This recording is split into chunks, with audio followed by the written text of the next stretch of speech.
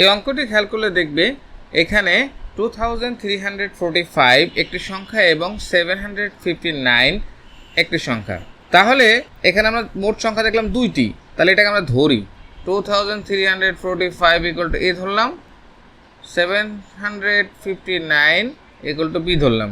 তাহলে আমরা যেটা করলাম, যেহেতু আমরা এটাকেই ধরেছি, তাহলে এ গুণ এ বিয়োগ বি গুণ বি, যেহেতু আমরা বি ধরেছি, আবার এটাকে এ ধরলাম, এ বিয়োগ বি।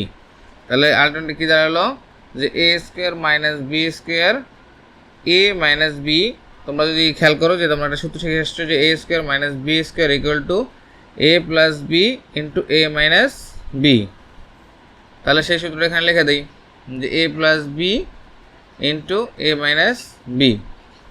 যদি খেয়াল করো যে এইটার এটা কিন্তু সেম, তাহলে এইটা এটা কাটা গেল, তাহলে কী রইল এ প্লাস বি।